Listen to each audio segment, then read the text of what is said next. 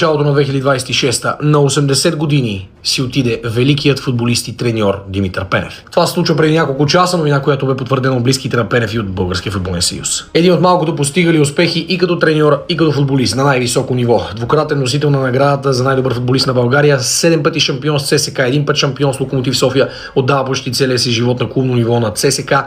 Като треньор най-големия му успех е 1994 година в Съединените щати, когато обединява пълната с характери и амбициозни момчета съблекалния.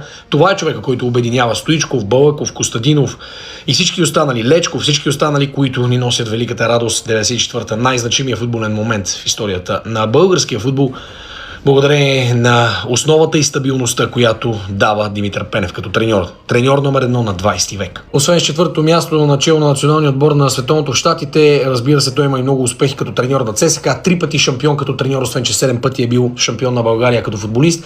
До последно, въпреки разклатеното си здраве, беше на Българска армия, следеше как се развиват строителните работи на новия стадион, беше близо до ЦСКА. Познат със своето нестандартно чувство за хумор и интересните коментари, които правеше на футболни теми. Човек пример за професионализъм и отдаденост за футбола, нека почива в мир. Жалко е, че ни напуска.